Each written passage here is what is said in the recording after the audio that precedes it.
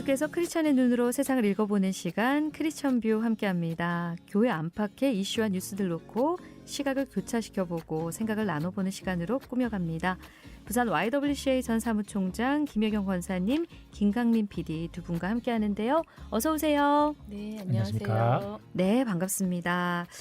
자, 요즘 다큐 한 편이 엄청난 사회적 파장을 불러일으키고 있습니다. 나는 신이다. 혹시 보셨나요? 다 보진 못했고 네. 요약을 좀 봤어요. 네. 워낙 이슈가 되어 있어서.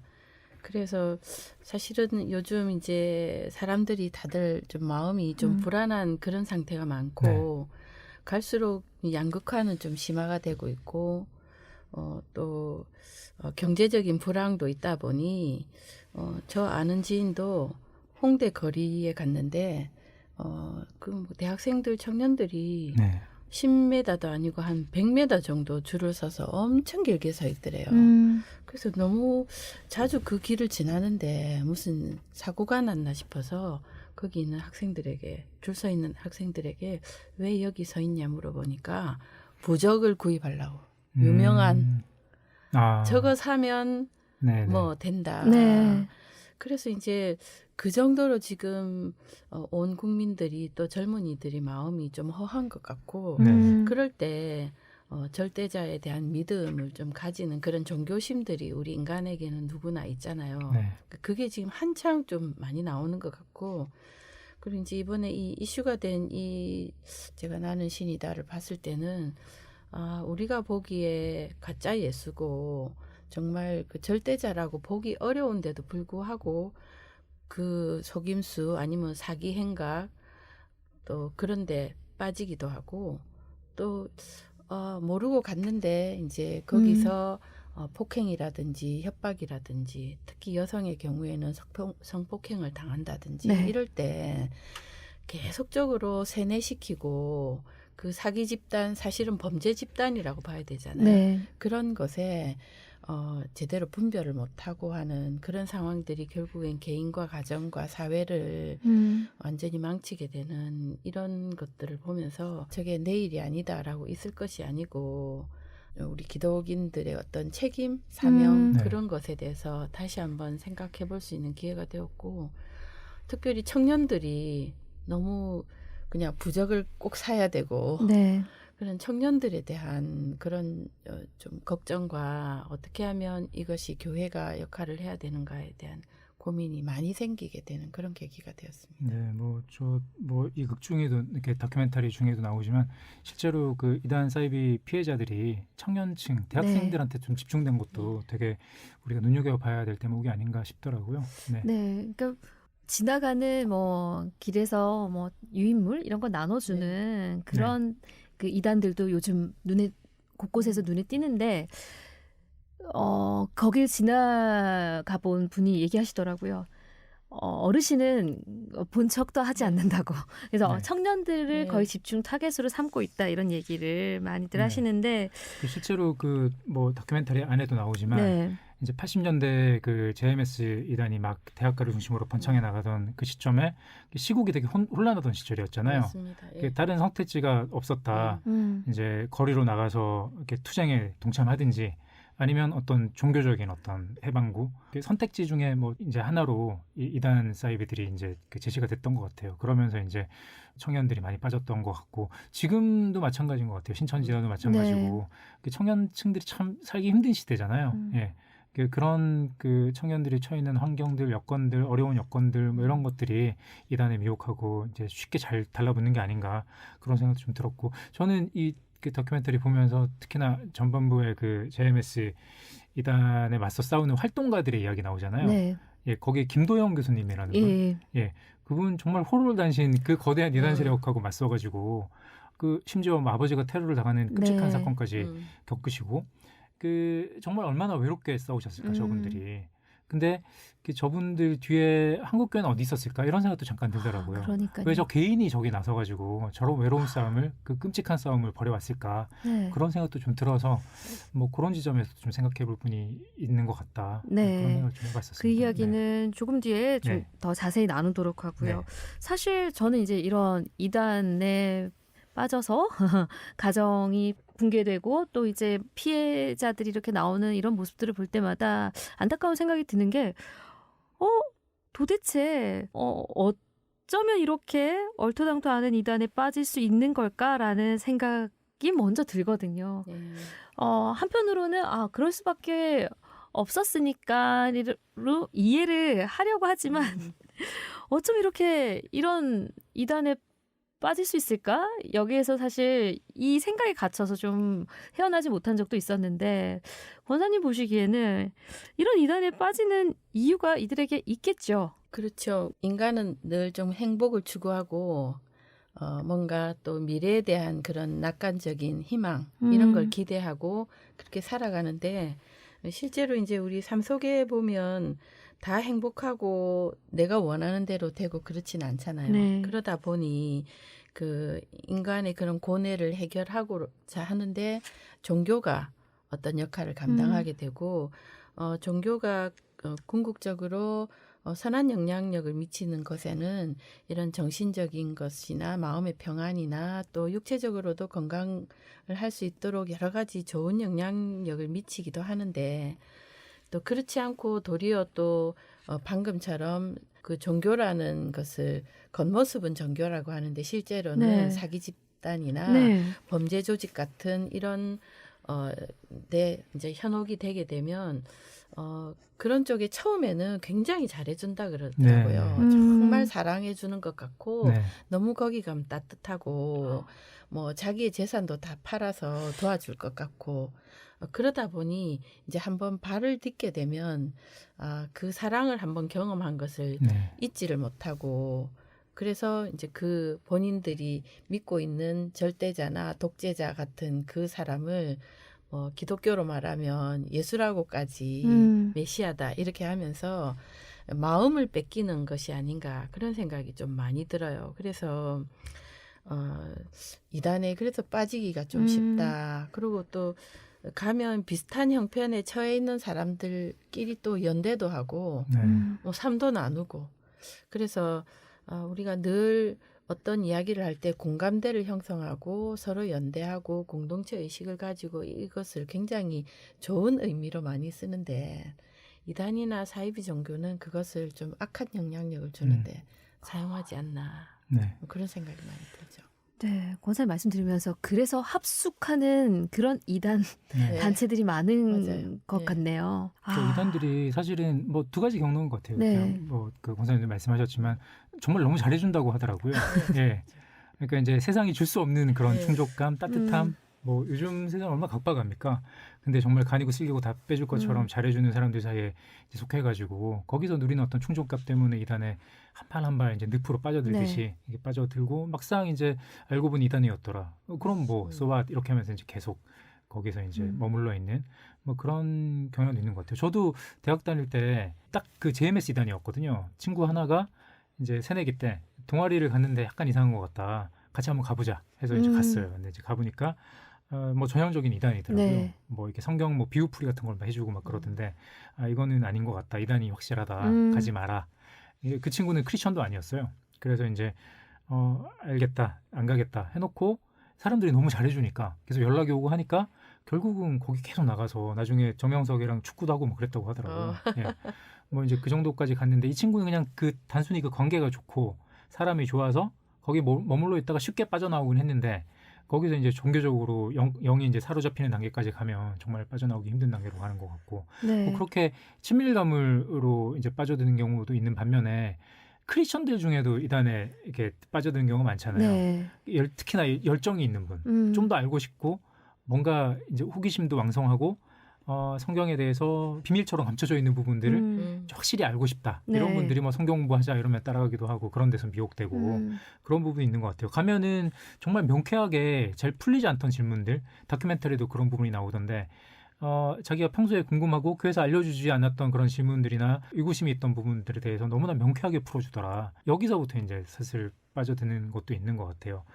그래서 뭐 특히나 뭐 신천지도 그렇지만 뭐 비유풀이, 짝풀이 뭐 이러면서 성경을 제멋대로 막 그 끼워 맞추고 파편화해가지고 뭔가 새로운 답이냐 막 이렇게 되게 명쾌한 느낌을 주잖아요. 근데 이런 걸 되게 좀 경계해야 될 것 같다. 성경에는 그렇게 감춰 있는 부분을 감춰 있는 대로, 그리고 신비는 신비의 영역으로 우리가 인정하고 그렇게 이제 신앙을 받아들이는 거라고 생각하는데, 너무나 명쾌한 것을 추구하는 이런 것들이 어떤 이단으로 미혹되는 그런 관문이 되는 것도 같아요. 네. 앞서 교회는 뭘 했나라고 질문을 던지셨잖아요. 정말 교회와 성도들도 강 건너 불구경하듯이 가만히 있을 일이 아닌 것 같습니다. 남다른 위기감과 책임감을 느껴야 할 때가 아닌가라는 생각이 들 만큼 이단이 정말 활발히 지금 활동을 하고 있더라고요. 그렇죠. 네. 방금 우리 김 PD님이 말씀하신 것처럼 우리가 어떤 사랑이 고파서 고갈되어서 그렇게 뭔가 따뜻한 정을 찾아서 가시는 분도 있지만 기독교인을 특별히 공략하는 사이비 종교 이단들도 있기 때문에 그런 경우에는 우리가 말씀 위에 바로 서야 되는 것이 정말 중요한 것 같은데, 저도 기독교인의 한 사람으로서 좀 우리 성도들이 좀 고쳐야 될 것. 사실은 우리가 성경 공부를 할 때 뭔가 내 삶에 바로 적용할 수 있는 어떤 명쾌한 답이 나오면 좋겠다라는 생각을 많이 하잖아요. 근데 이제 그런 생각을 조금 버려야 되지 않나. 그래서 말씀 그대로 인정하고, 우리가 성경 말씀도 보면 한 구절 한 구절 읽으면 앞에 구절이 뒤에 구절을 설명하고 뒤에 구절이 앞에 구절을 설명하기도 하고, 성경의 우리의 질문의 해답은 성경 안에 있잖아요. 그래서 좀 더 성경을 조금 더 잘 묵상해보고 또 앞뒤 문맥을 잘 읽어보고 하면 거의 그냥 답이 바로바로 나오는 성경 구절이 대부분이거든요. 근데 그건 볼 생각을 안 하고 뭔가 지금 내 삶에 적용했을 때 딱 맞는 것, 그건 기복신앙이지 않나. 그래서 우리 기독교인들도 이단에 빠지지 않으려면 성경 안에서 답을 찾고, 누가 밖에서 답을 줄 수 있겠습니까? 이건 완전히 거짓인데 자기가 그런 걸 막 갈구하고 깨달으려고 하고 욕심을 부리다 보면 도리어 그런 또 허점을 보이지 않을까라는 생각이 좀 들어서 어쨌든 이런 종교적인 이런 사이비의 사기에 우리가 들어가지 않으려고 하면 교인들도 주변에 좀 혹시 좀 마음이 힘든 사람은 있는가, 아니면 경제적으로 또 가족 간에 어려운 일을 당한 사람은 없는가, 주변을 잘 돌아보고 그곳에서 내가 조금이라도 할 수 있는 일들이 있으면 찾아보고 그렇게 해야 되지 않을까 싶고, 교회도 사회를 보는 눈이 좀 있었으면 좋겠어요. 교회가 전체로 사회를 보면서 사회가 좀 정의롭지 않게 흘러갈 때는 그런 것에 바른 소리를 내기도 하고, 그러면서 좀 사회에 교회가 신뢰를 심어줄 필요가 있고, 또 이제 누군가 정말 절망스럽고 정말 자살 충동에 있기도 하고, 이런 사이비에라도 기대야 되고 부적에게라도 기댈 수밖에 없는 그런 마음이 들 때 교회에 가면 그래도 내가 함께 이런 내 아픔도 이야기할 수 있고 어려움도 같이 좀 나눌 수 있고, 지난번에 한번 이야기를 드렸던 것 같은데 안전지대, 교회 가면 그래도 좀 안전할 수 있다, 이런 생각을 좀 가질 수 있도록 신뢰와 믿음을 저희가 주는 것, 그것이 이런 이단과 사이비가 판을 칠 때 교회나 기독교인들이 해야 될 일이 아닌가, 그렇게 생각이 드네요. 말씀하셨지만 좀 교회가 그저 진짜 안전하고 따뜻한 공간, 공동체로 다가서야 될 것 같은데, 이제 교회에서 그걸 충족하지 못하니까 이제 정말 나를 환도해 주는 곳이 없는가 찾아다니다가 이단으로 빠져드는, 그 전에 이단으로 흘러들기 전에 이제 교회가 제 본연의 역할을 좀 할 수 있어야 된다는 생각이 좀 들고요. 그리고 아까도 얘기했지만 정말 막 궁금하고 호기심이 넘쳐가지고 그런 데 빠져드는 분들이 적지 않은 것 같아요. 종교적 열정이 넘치는 분들. 이런 분들을 교회가 좀 포용하는 것도 필요하다고 생각하거든요. 그러니까 교회가 이제 늘 가지는 문제의식 가운데 하나가 지문이 별로 허용되지 않는 공간, 일방적인 메시지, 이런 것도 좀 문제인 것 같거든요. 궁금해하면 궁금해하는 대로 받아주고 같이 고민해주고, 뭐 의심하고 회의가 들면 그것까지도 인정해주고, 그 신앙이라는 게 참 여러 가지 그 스펙트럼에 되게 넓잖아요. 그러니까 여러 가지 단계가 있는 거고 하나하나 인정해주고 좀 포용해주는 그런 태도도 좀 필요할 것 같아요. 궁금해 질문을 좀 많이 허용해주고 같이 좀 소통할 수 있으면 좋겠다. 그리고 뭐 꼭 명쾌하게 답을 제시하지 못하더라도 신비를 인정하는 게 참 중요한 것 같거든요. 이제 하나님의, 우리는 알 수 없지만 하나님의 뜻이 숨어있는 어떤 신비의 영역을 함께 좀 인정하고 알려주고 하는 게 좀 필요할 것 같다, 이런 생각도 좀 들고요. 그리고 이제 한국 교회가 뭐 권사님 말씀해 주셨지만 사실은 뭐 그동안 축복, 그 신앙을 좀 너무 개인화하는 경향도 있었던 것 같아요. 이단의 특징 네. 가운데 하나가 그거잖아요. 맞습니다. 예. 그 사회적인 고민 같은 게 없잖아요. 네. 개인적인 차원에서의 어떤 뭐 고민이나 이런 것들 가지고 접근하는 것 같은데 기독교가 진짜 넓고 깊잖아요. 이걸 너무 단순화시켜서 개인화시키고 막 이러지 말고 나나 사랑하는 사람들의 어떤 구원이나 뭐 이런 거 중요하지만 그게 다가 아니고 어떤 정의라든지 공의라든지 약자, 뭐 권사님 말씀하신 것처럼 소외된 이들을 돌보고 이게 이제 우리 신앙의 아주 중요한 부분인데 이거를 우리가 교회 역할을 좀 제대로 감당할 때 어떤 이단과 그 교회를 확실히 좀 구분하는 어떤 경계를 좀 선명히 할 수 있지 않을까. 사람들이 이것은 교회, 네. 저것은 이단. 이걸 이제 확실히 구분할 수 있는 어떤 교회가 제대로 된 교회 모습을 보여줘야지 그게 가능하다고 생각하거든요. 맞아요. 네. 왜냐하면 교회가 좀 힘이 있고 교회가 사회를 위해서 네. 선한 영향력을 끼칠 때는 우리가 느끼기에도 이단이란 아니면 또 사이비 종교 이런 것에 대해서 생각을 안 할 정도로 네. 그게 굉장히 약해졌었거든요.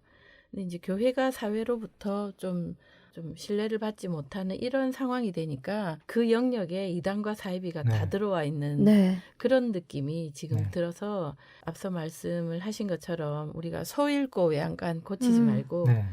지금 당장이라도 우리 청년들도 사이비로 많이 빠지고 이단으로 가고 하니까 교회에서 궁금한 게 없는지 네. 조금 교회가 자유로웠으면 좋을 것 같아요. 그래서 예전처럼 이 얘기하면 교회에서 뭐 목사님이 싫어하겠지 뭐 네. 이렇게 해서 말을 못하고 말 못하고 이단 가서 엉뚱한 물어보고. 이단 네. 가서 물어보고 이렇게 네. 하지 않고 교회에서 친구들에게도 물어볼 수 있고 목사님이나 네. 또 전도사님에게도 물어볼 수 있고 또 거기서 마음껏 이야기도 하고 그래서 결론을 또 같이 찾아내고 교회가 교회다워야 이단이 물러가지 않을까. 그래서 교회 사이비나 이단에 대해서 대처하는 것도 뭐 교회도 개교회가 어떤 일을 하기보다는 네. 노회로 이렇게 묶어져 네. 있으니까 노회가 같이 좀 하고 네. 뭐 CBS도 신천지 대응하고 굉장히 좋은 영향력을 미쳤잖아요. 그렇죠. 예. 연합 전선을 구축해야 될 예, 것 같아요. 그래서 네. 이번에 이 일을 네. 계기로 교회가 정말 연합해서 좀 대응을 하고 네. 특별히 청년들이 가지 않도록 네. 그럼 주로 청년 그리고 여성들이 주로 가게 되는 게 이런 집단들이니까 네. 그 폐해가 엄청나더라고요. 네. 그렇죠. 다음 세대를 지켜내는 방법, 이단으로부터도 지켜야 네. 되지 않을까라는 생각 들고요. 권사님 말씀하신 것처럼 개교회 차원이 아니라 한국 교회가 이제 정말 전면에 나서서 적극적인 대책을 좀 마련하고 이걸 어떻게 우리가 해결해 나갈 것인가를 같이 좀 고민하는 그런 방법들, 시도들을 좀 했으면 좋겠다라는 생각입니다. 그렇죠. 사실 이단들이 뭐 법적으로도 걸고 넘어지고 네. 사실은 운신의 폭이 생각보다 좁은 측면도 있을 거예요. 이단과 맞서서 적극적으로 대응하고 싸운다는 게. 네. 하지만 그 와중에도 계속 고민하면서 전략도 제대로 좀 구축할 필요가 있을 것 같습니다. 네.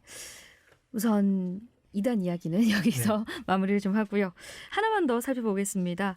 정부가 주 최대 69시간 근로가 가능한 근로시간 제도 개편안을 발표한 뒤에 논란이 계속 이어지고 있습니다. 이 이슈 좀 짚어보도록 하겠습니다. 먼저 현행 제도와 정부안 그 내용부터 좀 살펴볼까요? 네, 뭐 일단 현행법 체계 같은 경우는 주 52시간 근무제죠. 뭐 많이들 들어서 이제 익숙해지고 안착이 된 개념 같은데 그 전에는 법정 근로 시간이 68시간이었습니다. 근데 이제 이걸 줄여가지고 기본적으로 주 단위로 기본 40시간 근무에 연장 근무가 최대 12시간 이렇게 해서 이제 52시간이거든요. 주 5일 하면 하루에 8시간. 네. 그리고 이제 초과 근무를 주당 이제 최대 12시간 할 수 있다. 이게 이제 기본 골자거든요. 연장 근무 역시 이제 3개월 이상 할 수 없다. 이런 단서도 붙어 있고. 그리고 실제로 자발적으로 52시간 이상 근무를 한다고 하더라도 사업자가 처벌 대상이 되거든요. 아주 적극적으로 그리고 엄격하게 주 52시간 근무를 지금은 강제를 하는 상황입니다. 그런데 정부가 이제 지난 6일이었죠. 노동시간 제도를 바꾸는 방안을 공개를 한 겁니다. 네. 현행 주 단위로 최대 12시간인데 연장 근로를 주 단위가 아니라 1개월, 3개월 혹은 6개월, 뭐 최대 1년 단위까지 이제 합산해가지고 네. 계산할 수 있게 하는 게 핵심이거든요. 그러니까 일이 많을 때는 몰아서 막 하고 연장 근무를 지금보다 더 많이 하고 그리고 요걸 축적해서 나중에 이제 몰아서 쉴 수 있게끔 해주겠다. 뭐 예컨대 뭐 첫째, 둘째 주간에 뭐 64시간 일을 했으면 그 셋째, 넷째 주는 40시간만 일을 해도 된다. 뭐 이런 식으로 좀 유연화하겠다는 거거든요. 그래서 이것저것 따져보면은 이제 일주일에 69시간까지 일을 할 수 있게 된다. 이게 이제 현행 정부 안입니다. 네. 이 69시간 근로시간 제도 개편안 발표한 뒤에 논란이 네. 계속 이어지고 있다 말씀을 드렸는데 실제 반응 어떤지 궁금하거든요. 직장인들 반응은 뭐 싸늘하다고. 사실은 뭐 네.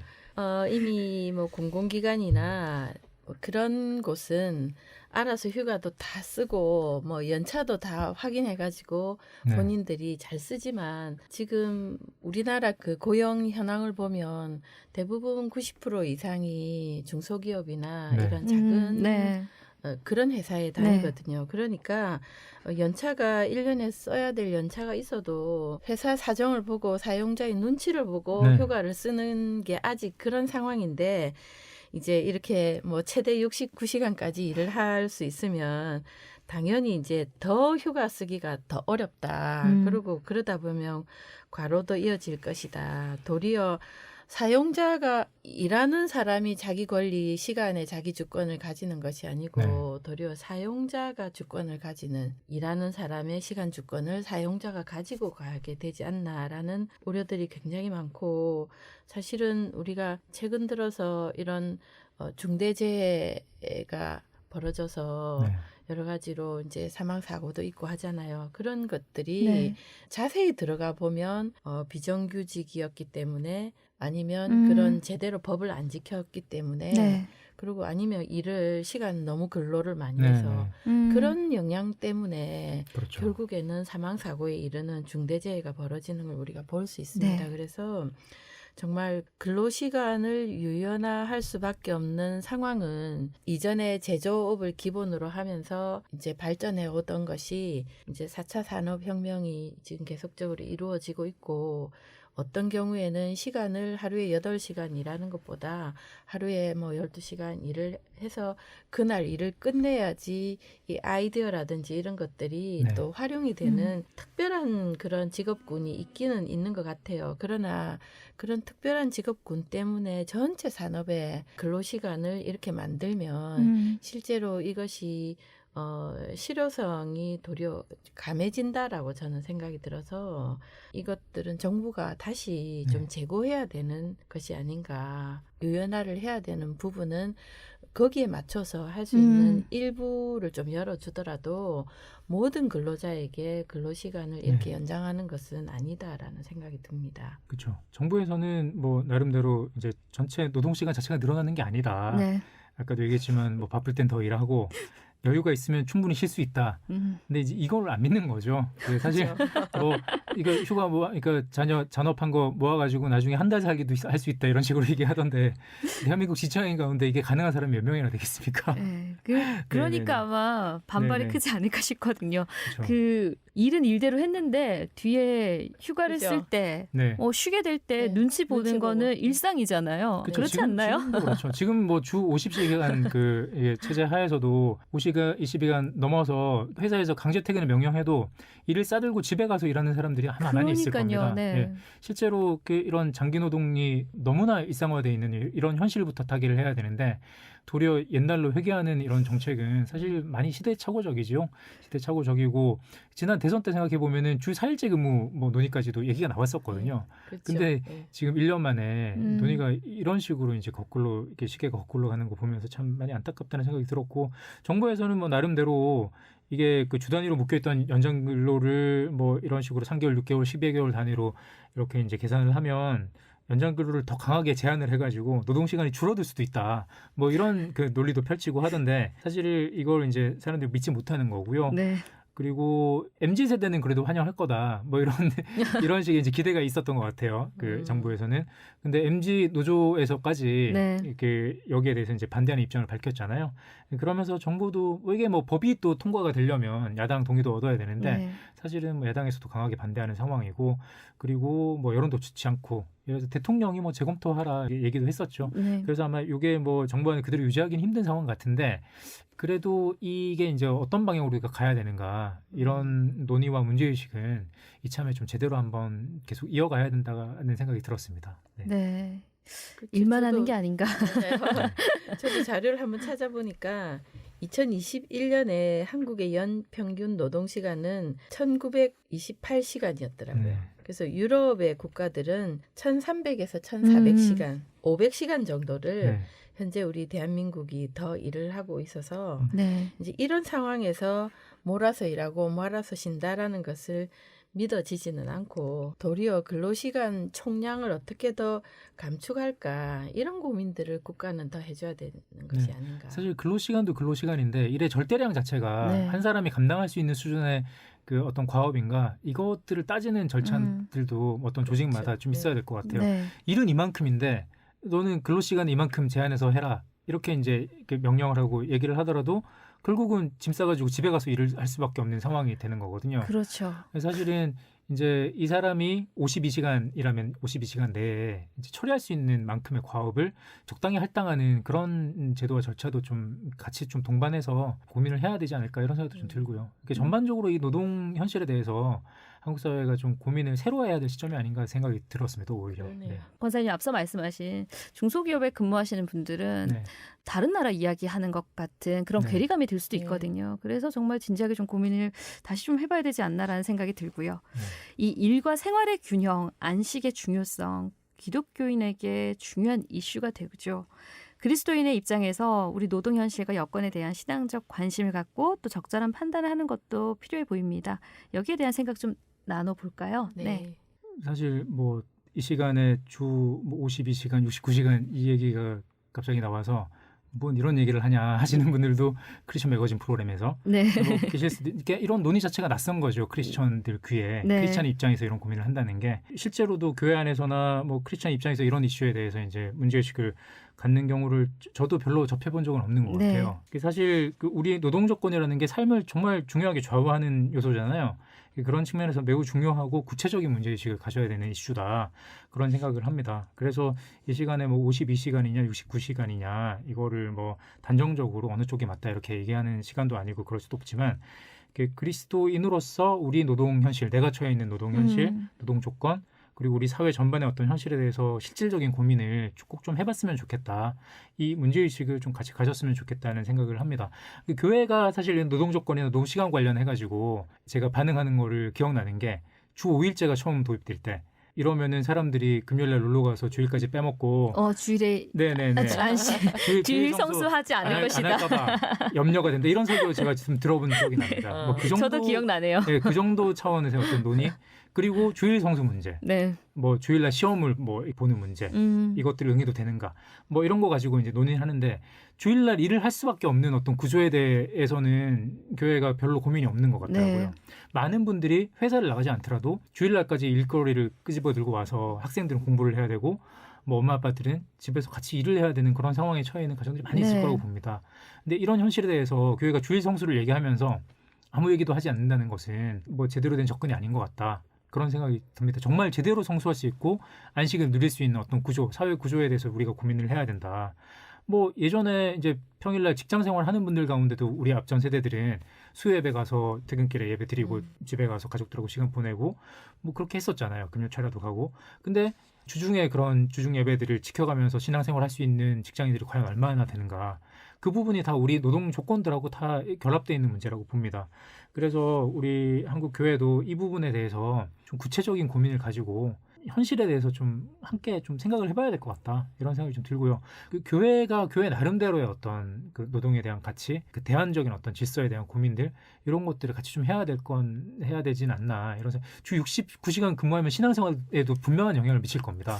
새벽기도 가실 수 있을까요? 이제 그런 부분까지 포함해서 그 한국 교회와 성도들 그리고 목회자들 다 같이 좀 이런 문제, 현실적인 어떤 그 사회에 그 돌아가는 어떤 모습들, 문제에 대해서 우리가 구체적인 고민을 좀 같이 했으면 좋겠다. 그렇죠. 그런 생각이 교회가 듭니다. 좀 네. 같이 고민해야 될 게 우리가 이제 자본주의 사회에 살다 네. 보니까 교회도 거의 자본주의에 매료되어 있다라는 생각을 저는 좀 많이 하게 네. 됩니다. 그래서 자본주의 사회가 어떤 사회인지를 우리가 좀 제대로 이렇게 판단하고 또 평가하고 거기서 그래도 적어도 교회나 크리스찬들은 하나님이 우리에게 일을 하라고 소명을 주신 것은 우리가 직업을 얘기할 때 두 가지로 얘기하잖아요. 그 목표가 하나는 생계를 유지하기 위해서 직업을 갖게 되고 하나는 그래도 자기가 이 땅에 인간으로 태어나서 사회에 어떤 자아 실현을 해서 보람을 느끼고 사는 그 두 가지 목표가 직업의 목표라고 생각을 하거든요. 그래서 하나님이 그렇게 저희들에게 정직이로서 일하도록 사명을 주셨다고 볼 때 우리가 많이 벌어야 되고 일 많이 해야 되고를 우리 기독교의 가치로 생각하는 것이 아니고 그냥 청지기의 사명으로 내가 가진 재능을 하나님이 일용할 양식을 주시기 위해서 우리가 일을 하고 그게 맞는 대가를 받고 또 그 일이 내가 하고 싶은 일이고 내 재능을 통해서 사회가 선한 영향력으로 변화되는 보람 그러니까 그렇게 생각을 하도록 성도들에게도 많이 가르치고 젊은이들에게도 가르쳐서 일벌레가 되어라 이것이 아니고 그냥 정말 하나님의 창조 질서에 맞게 우리가 어느 정도 사회에 필요한 자로서 일을 하고 거기서 생계를 유지하고 보람을 얻고 그게 이제 계속적으로 돌아가는 거잖아요. 일주일이 그렇게 지나가고 또 한 달이 지나가고 중간중간에 휴식하고 성도들과 교제하고 하나님 그래서 제가 언뜻 책을 봤는데 하나님과 교제할 수 없을 만큼 일하지 말라고. 예. 그래서 성경도 보고 기도도 하고 성도들과 교제도 하면서 또 일도 하고. 그렇게 살려고 욕심을 좀 내려놓도록 교회가 그렇게 가르치고 그렇게 본을 보여야 되는데 이제 많이 해라 이것도 밖에서도 그렇게 하는데 교회에서도 그렇게 하잖아요. 그렇게 안 해야 되는 문화 그런 기독교 문화가 좀 절실히 필요한 것 같습니다. 바꿔가고 고쳐가야 될 게 참 많다라는 생각이 드네요. 그렇죠. 그저 착하고 성실한 게 좋은 믿음은 아니라는 생각이 듭니다. 신앙과 삶을 따로 떼서 생각할 수 없잖아요. 그래서 그런 생각이 들더라고요. 노동 현실은 바로 성도들의 삶의 자리다라는 생각이 들거든요. 그렇다면은 교회에서도 이런 문제에 있어서 가만히 있기보다는 함께 고민하고 성도들의 삶을 위로해주고 함께 고민해주는 거, 그 역할이 아닌가라는 생각이 들고요. 그래서 사회 문제라든지 이런 부분에 있어서도 적극적으로 좀 관심을 갖고 목소리를 낼 필요가 있다. 이런 생각도 듭니다. 자, 오늘 여기까지 얘기 나눌까요? 네. 부산 YWCA 전 사무총장 김혜원 권사님, 김강민 PD와 함께했습니다. 오늘 말씀 여기까지 나누겠습니다. 고맙습니다. 감사합니다. 고맙습니다. 네, 오늘은 여기까지 이야기 나누고요. 흐르는 곡은 한웅재 사명 전해드리면서 저도 인사드리겠습니다. 내일도 12시 5분 변함없이 찾아뵙겠습니다. 함께해 주신 여러분 고맙습니다.